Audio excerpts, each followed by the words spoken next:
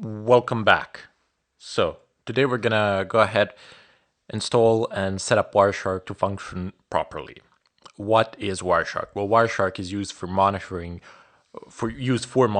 of all network traffic, and it does gives us some pretty advanced options there. Why do we need this? Well, before I show you how to do anything in terms of this course subject, ethical hacking, I wish to show you how you can protect yourselves and how can you be aware of what is going on in your system.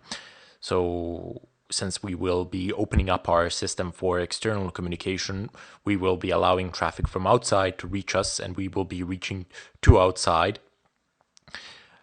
We want to be able to monitor and be aware of what is going on. So that is the primary principle, I guess, to all of this, because you want to be able to know what is going on with your own system. By the way, one of the best ways of figuring out whether or not your system is infected, whether or not your system is making unauthorized communication, is to set up a proxy through which that system's connections go and then monitor the traffic on that proxy. And if you see something that's not supposed to be there, you know that there is something fishy going on.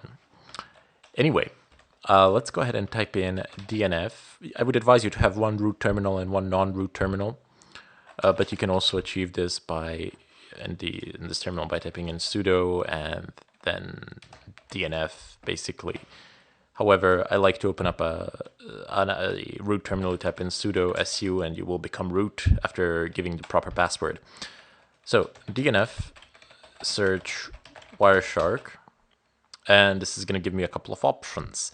I can type in DNF install Wireshark, and this is going to pick one of the two. It's going to pick on the basis of whether your system is 64-bit or 32-bit. The second one is for 64-bit.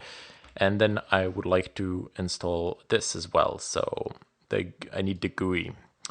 So Control-Shift-C and the Control-Shift-V.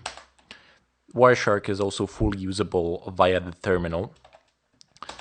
But for some tools, if there is no need to use the terminal, if the GUI interface is nice and fine and dandy, sometimes I do prefer it, actually.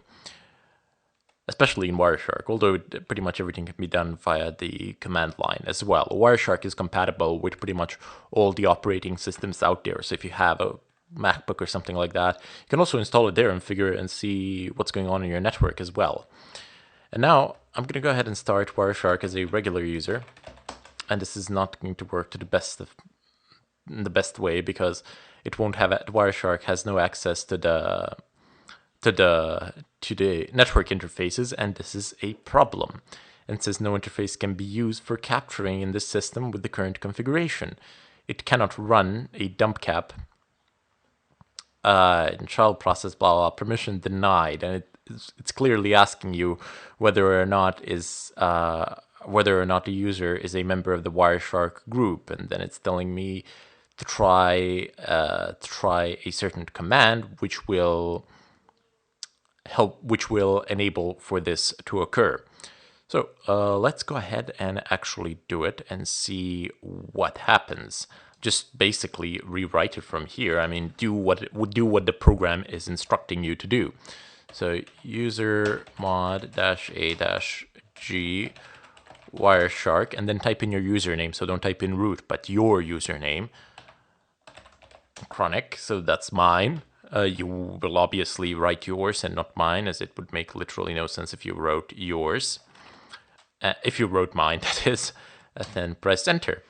And let's go ahead and see what happens.